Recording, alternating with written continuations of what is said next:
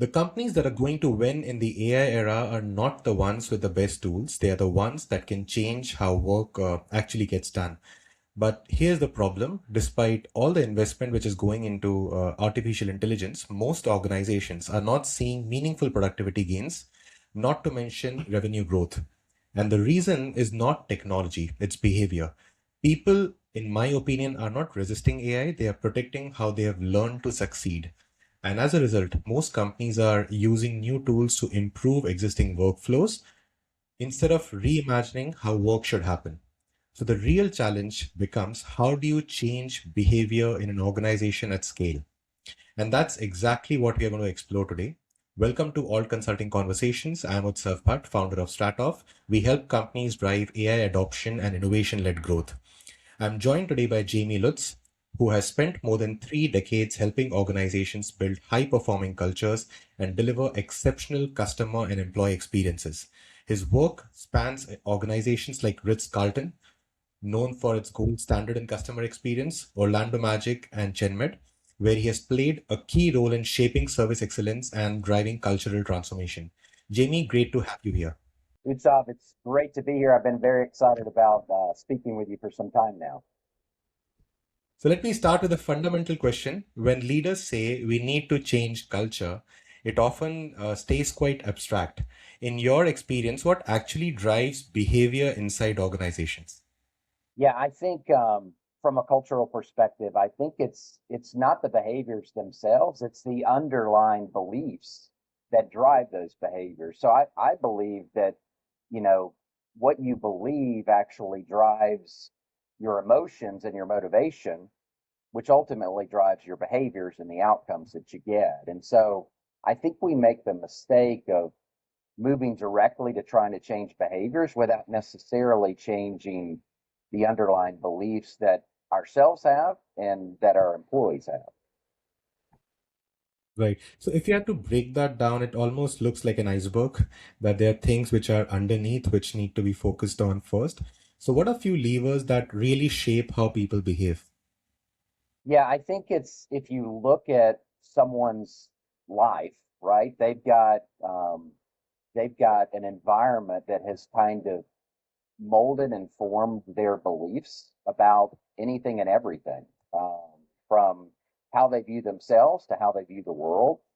And if we don't address those underlying beliefs, then chances are the behaviors that we're looking for them to display are not necessarily going to be displayed because they don't actually share the same beliefs and values that you're looking for within an organization. And so culture is so much about uh, the beliefs and behaviors of an organization. If you don't, again, get to those kind of underlying beliefs, you're going to have very limited success in driving change within an organization and therefore the culture. Ritz-Carlton is often seen as the gold standard when it comes to service culture. And I remember their motto, it was something on the lines of, "We are ladies and gentlemen, serving ladies and gentlemen," which is quite fascinating. What I'm really interested is to understand the execution bit of it, because you can shape fantastic mottos and missions and values and the credo of the company, but to execute it is a whole different thing. So what did they do differently to make that culture real, consistent on ground? Yeah, and again, I think I'm being a little bit redundant here, but I think again, ladies and gentlemen, we are ladies and gentlemen serving ladies and gentlemen. That's what we believe. And one of the ways that they do that, ESOP, within the organization is from the moment that you are interviewed for a job, they are looking for alignment with their values. And part of their values are that motto, ladies and gentlemen, serving ladies and gentlemen. It's their employee and employee promise. It's their service values within the organization. All of those things are the underlying beliefs of the organization. We're ladies and gentlemen serving ladies and gentlemen. That's what we believe. And that's the way that we behave. And within the Ritz Carlton environment, they repeat that. They repeat those gold standards over and over as part of a daily lineup process, as part of their reward and recognition systems, as part of their accountability and performance management process. I think one of the mistakes we make is we think we can talk about our core values and our gold standards in terms of the Ritz-Carlton and believe that that's we can talk about it once or twice and think that it's ingrained in the DNA. I think one of the things that Ritz-Carlton has really gotten over the years is you've got to repeat incessantly what the organization believes in, and therefore that drives the behaviors of the people that make up that organization. Right. And if you had to sort of look at aspects beyond just training, repeating this almost as a ritual, routine, daily practice, what other elements were looked at? Like, was it something that you'd also look at while hiring people, while, sort of how leadership should role model, these behaviors? Because a lot of people come from a different organizations, have spent like decades in a different culture, and now they're coming into an organization. So how does that how is that bit handled? Yeah, and I think, just with any organization, not everyone is a good fit for the Ritz-Carlton. And if you don't have the heart of a servant and you don't have a desire um, to put others above you, um, then chances are you're not going to be successful. So, like many organizations, Ritz-Carlton uses a number of different tools. They use a process called behavioral event interviews, and they will interview you to say, hey, how have you reacted in the past in this type of scenario? Let's say where a customer was very frustrated or upset.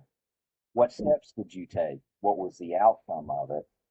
And so they conduct these behavioral event interviews to get a real sense at a practical level of how individuals would respond or have responded in the past. And they really, really focus on are their values aligned with the values of the company. It's not a perfect science. They do have turnover just like every other organization. But what I found, Utsav, is they don't necessarily have to terminate individuals that are not a good fit. The individuals will deselect themselves ultimately because they see this is not what I expected it to be, and my individual beliefs don't necessarily align with what the company espouses, and they'll leave on their own. So I think the Ritz Carlton um, mystique is largely built by we want people that are fully aligned with this concept of we're going to do whatever it takes to make the customer happy. Um, as long as it's ethical, moral, and legal, we're going to do that. And it's not for everybody. And I think they've made that very clear during the hiring process. They've made it very clear once you are onboarded, and they miss it sometimes, but it's it's uh, it's incumbent upon the company that they make sure that they've got those right type of people, because to expect to get the results that you want without alignment is just wishful thinking. So the rituals, routines, and daily practices would definitely play a big role, as you just stated. What happens when someone is in a bad mood, comes to the organization, and doesn't live up to that value for whatsoever reason? What are sort of corrective mechanisms beyond like rituals, routines, where you see someone in the company has not actually lived up to the expectation that we wanted to? How does that sort of self correct in the organization? Yeah, and I think like a lot of organizations, there's a performance improvement plan if you're not kind of living up to the standards or the expectations of the organization. One of the things that Ritz Carlton does, which I think is pretty unique, is they don't. If you're a frontline person that's having face-to-face interactions with customers, as an example, could be a concierge, could be a check-in attendant, housekeeper, whatever. they will not set you loose on your own until you're quote certified, until you can prove that you've got the technical aspects of the job, mastered those, but also the more customer facing aspects of it as well. And at Ritz Carlton, not only when you're starting a position do you have to demonstrate that level of certification, but there's an annual recertification process where, in order to continue in your job, you've got to again demonstrate those expected behaviors. And again, going back to the beliefs, do I understand why I'm being asked to demonstrate these behaviors? That annual certification process really makes it clear to employees, ladies and gentlemen, that if they don't share those beliefs and therefore those behaviors, that it's not a good fit. And again, in many cases, from kind of indirect peer pressure from their fellow employees, they'll leave the organization on their own. Now, if I sort of, if you look at an organization like Ritz-Carlton, this is very well ingrained into the DNA of the organization. Their routines, norms, HR policies, correction programs, everything has been set for the organization to continue promoting the behaviors which it wants its employees to showcase. But what if you enter an organization as a consultant, and that organization wants to get into a path of driving culture change, say becoming more AI friendly or becoming more customer friendly, whatever might be the goal, which are the places to start? Because it's such a big area to look into. You start at systems first, you start at culture first, you start at like org structure, incentives, HR policies, and their softer aspects. So what are a couple of like two or three big areas where you'll go and start the journey? Yeah.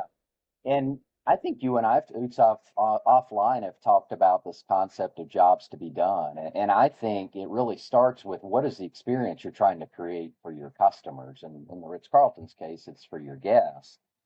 And so, what are they actually hiring the Ritz Carlton to do as a guest in order to provide value in their lives, in order to improve their lives? And I think if you take it from the end in terms of the experience that you're trying to create, um, that then drives the necessary behaviors and processes and technology, um, and performance management and recognition that's necessary for the organization in order to achieve those uh, jobs to be done. And so I think it's really, really important. Every organization is serving someone, some group of customers or guests, patients, whatever the case may be, is to start with the end in mind. And they don't exist without their customers. So what are customers hiring that organization to do?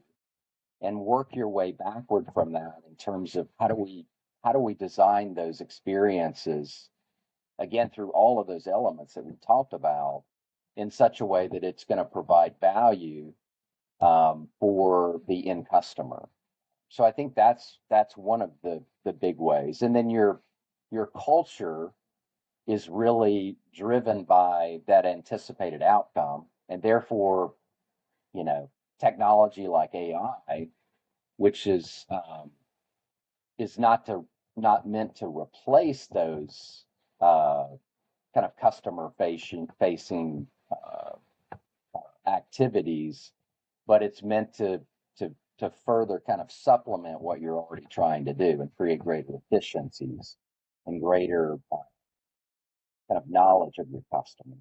I don't know if that exactly explains it, but I do think you have to start with the end in mind, and the end in mind in any organization is what are the customer requirements? What are they hiring you to do? Yeah, it reminds me of the experiential outcomes and behavior outcomes and business outcomes of how you think customer back, literally on what you want your customers to think and feel, and how would you want them to behave. And if they behave in those manner, then you'll be able to achieve your business outcomes, which you set for your organization. And I'll jump to the AI question in a bit, but before that, when you sort of start a transformation journey in any organization, may it be, like GenMed or any other clients that you have consulted, which are the top few blockers where it gets stuck? Is it like, and just to name a few, like lack of clarity of where we are headed, or misaligned incentives, or leaders not aligned on we need to behave in unison and do certain things, which might be initially very uncomfortable, but for a larger purpose, it's a journey that we are on. What are the top blockers that you have seen companies face? Yeah, I think for me, and in my book, I talk about the importance, the critical nature of the tone from the top. And if it's not being, people often ask me, can you change an organizational culture without buy-in and modeling at the top? And I never want to say never. I think you potentially can do that, especially at individual unit cultures, right? At a department or a team level. But it is really, really hard to drive transformational organizational culture change without a tone at the top. And the executive level, from the CEO to the rest of the C-suite, has to really drive and model the way.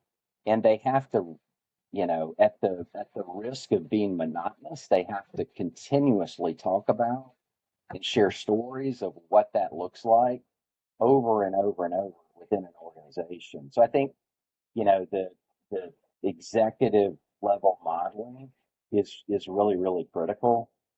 And I think the other thing that many times organizations are challenged with is they have really strong core values, mission, vision, values, but they don't demonstrate or they don't articulate what those underlying behaviors are to bring those values to life. So if I'm someone in finance or someone in HR that may not necessarily be having a lot of customer interactions, what does that look like for me in terms of demonstrating and living out values every day? And you've got to make sure you're making those connections within every area of the organization, or it's going to limit your effectiveness in terms of serving your customers and driving your culture. And how do you arrive at those behaviors that you want to drive? So, like for instance, an organization wants to become a customer-centric organization. And right now, they are not doing that well. The NPS scores are a bit low. They're receiving a lot of customer complaints. So, the goal that they set is, I want to be a customer-centric organization. Now, when they go on that path, there are certain behaviors that you need to live by. What's the process of arriving at those underlying behaviors? Yeah, and I think that's a collaborative effort. So as a organizational strategist and consultant, I would go into an organization and see what they have already. Most organizations have values. It's the underlying behaviors that are really important. And so it's working within an organization in all areas within all departments to make sure the behaviors for a concierge, a valet, in terms of driving that value of customer centricity would be different than it would potentially for someone working in the pool area or um, you know working in food and beverage in one of the restaurants. And so it's really, really important, whether it's a organizational consultant or someone within the organization that is meeting with all of those different areas, to talk about what is good, and even better, what does great look like when we talk about customer centricity for this particular team or this particular department. And you kind of draw those lines so that everyone, again, understands and has a belief about the importance of it, that then drives the behaviors, which you're getting really specific about within those individual departments or functions within an organization. What question which I was once asked by a client was, "Hey, we have been on this 3-year journey of driving customer-centric transformation. We have done pretty well. We have met our targets. The business targets have been achieved. What's next for us?" And it's often the answer might be, hey, there is no end to it. You can keep on doing incremental improvement and be better at what you do, and keep pushing the boundary of what it means in your industry to be customer centric. But how do you sort of inculcate a culture? Because there's one problem of how you help a client move from, say, a state A to state B, where there's a big jump in terms of what they want to achieve. But when they feel like they are there, they have achieved, they're showing those new kind of behaviors, the numbers are showing it up, customers are loving it. How do you keep that fire lit up in the company of keeping on sort of moving on that path? Yeah, and I think you're talking about a really big challenge within organizations is like, you know, moving from a transactional kind of point of view to a transformational one. How do you do that? And, again, I think it comes with, we're instead of answering the phone in three rings, we're answering it in two. That's great, right? That's an incremental type of improvement. But how do we create these leapfrog kind of experiences? And I think, again, evaluating the experience of your customers and from a jobs to be done perspective, and as you journey map the experience of customers or guests or patients, it may be something that's not even on the current journey map. So what are things that could be done that are changes in not just changes in degree, but changes in kind of overall experience. How do we create something that maybe the rest of the industry has not even considered? And creating again the processes and the tools and the mindsets to create something like, moving from um, a Netflix that previously just sold DVDs in the mail to a streaming service, or something that would completely differentiate you in the marketplace and would provide additional value that maybe has never even been thought of. So I think you have to have a real mindset of innovation within the organization, that we're never done. It is a journey. It's not just a sprint. And what's good enough today is not going to be good enough tomorrow. And Utsav, as we talk about, AI, I think AI is a incredibly powerful tool to allow us to know our customers better, to allow us to leverage data and processes in a way that can create something that's completely new and differentiated. So you're not just transactional. You become transformational in the way that you interact with your customer. The way I see it is, and I think you have summarized it beautifully, it's essentially when you are starting from a place where there is a big gap between what you're doing right now to where you want to be, you're basically solving something which is known. It's a known problem. You're basically making fixes, trying to improve your performance. But once you do that, then you actually go into the territory of solving the unknown. Like, you need to define what that future is. And that's where some leaders might struggle, because till now they were focusing on, hey, my competitor is doing this, so let me do this as well. Hey, somebody in this particular market has done something interesting, let me copy that, or let me contextualize that for my market. But sort of stepping back and setting the stage for what actually great looks like in my industry requires a different kind of mindset. And that actually is an interesting bridge to the topic of AI. Because when I am working with clients, I often say it's not that people are resisting AI, it's just that they are fiercely protecting how they know to succeed. Because if they use AI from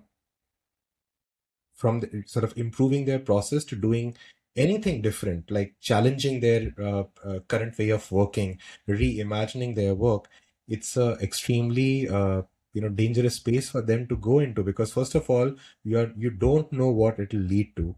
There's second, third, fourth degree order effects which you have not computed in your head.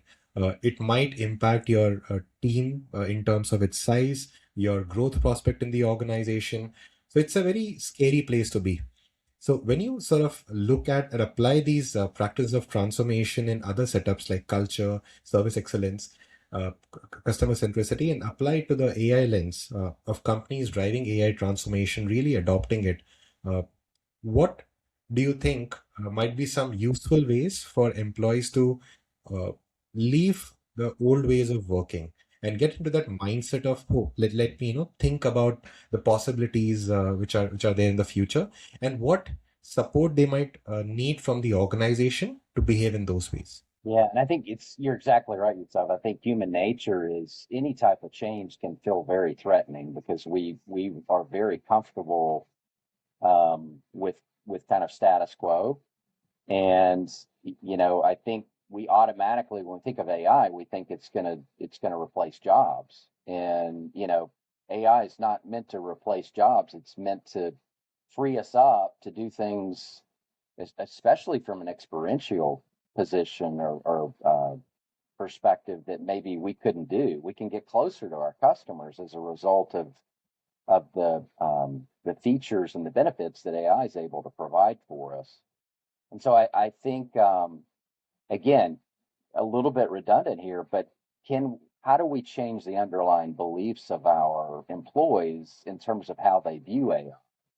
If we can change their mindset to be one of, hey, it's going to allow you to be more effective and productive and get closer to your customers in a way that you would never have been able to do before because of related proficiencies and efficiencies with AI. If we can, and heck, I'm the chief of kind of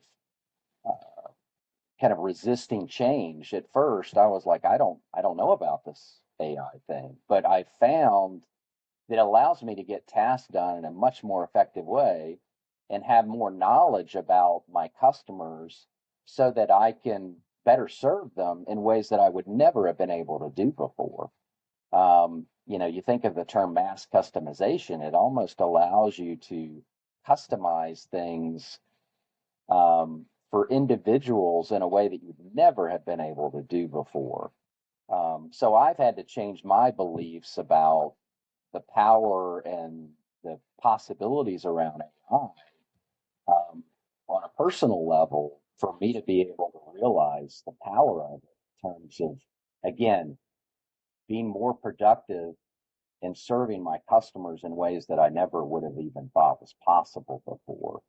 So again, I think it goes back to how are we positioning AI within our organizations in such a way that people don't see it as a deterrent or a threat, but they see it as, oh my goodness, this is something that can help me in serving my fellow employees, but also my customers in ways that maybe we never even dreamed of before.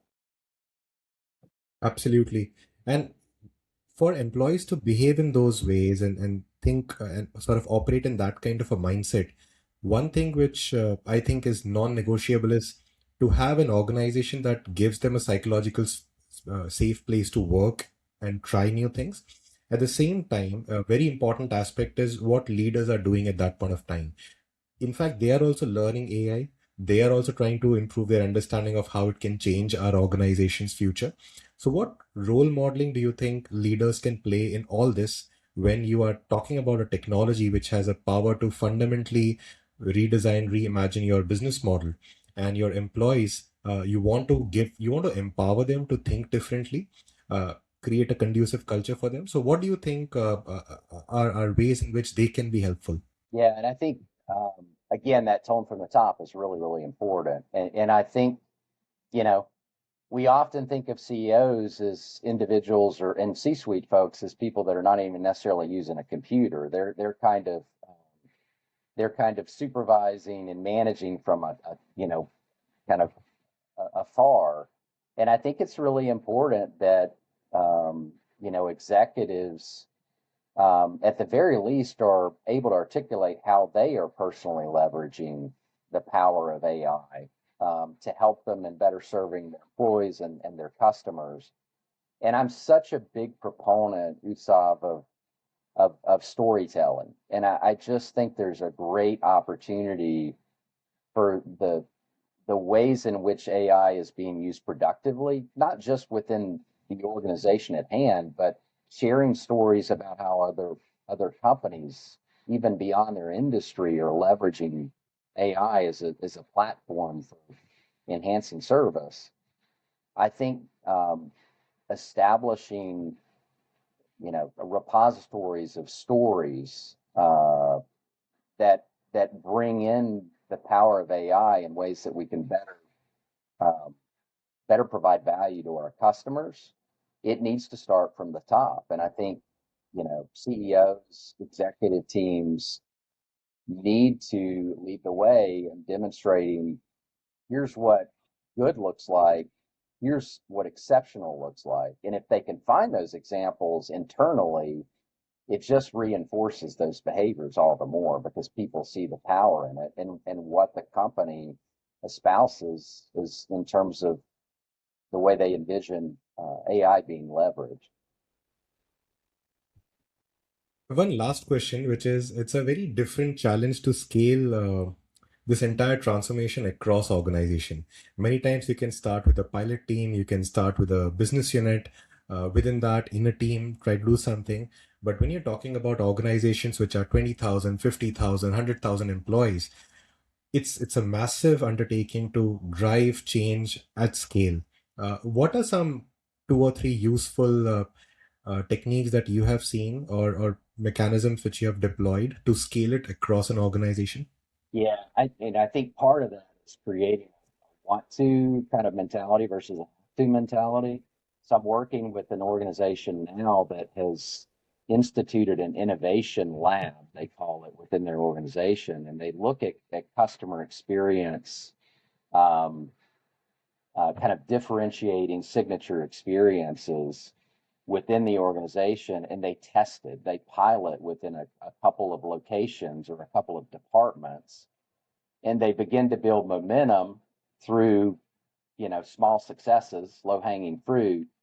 And what happens is others in the organization hear about it, and they hear about the successes financially or from a service perspective, an employee engagement perspective, and they want to be a part of it. And so instead of kind of mandating certain behaviors, again, you're changing the beliefs underneath it with some smaller groups of people, and you begin to build momentum, and others begin to line up and say, hey, we've heard about efficiencies or additional revenues or cost containment, you know, initiatives that are coming from this innovation process. We want to be a part of that too.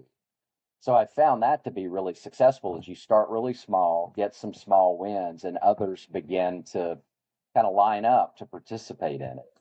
And ultimately, it kind of cascades and you figure out how to scale it across a whole organization. So that's one of the things that immediately comes to mind for me is, how do you start with a small group of folks that have an innovative kind of mindset that are willing to experiment and fail a little bit, continue to iterate until you get it right, and then it becomes a success, and you again become very adept at telling the story, and others within the organization want to participate being versus feeling like they're being forced to participate.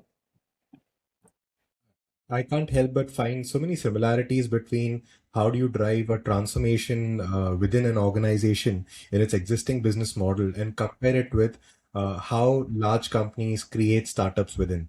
Principles are quite similar. Find a small team, group of people who are motivated, who behave in a particular manner, who are looking at possibilities. Then let them sort of try a few things out, and it sort of gradually keeps momentum. You sort of pivot because not all the ideas that you have in an organization would land.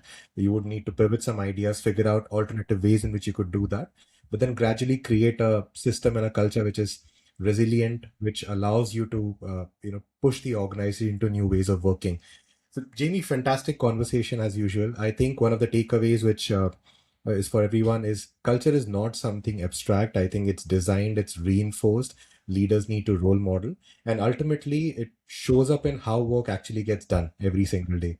It's not something which is on a poster, in a meeting, in a town hall. It is a lived experience of employees. And once it happens, you will see it in the organization, in the way conversations happen in a company, if they're living those or not. So, and this is mostly what organizations are struggling with when they're trying to drive AI adoption. So, a lot of similarities and a lot of learnings of how a very well established change management or a transformation process which companies have gone through decades is more applicable today than ever, given the flux we are in. So thanks for joining, Jamie. Lovely talking to you. My pleasure, Utsoff. Thank you for having me.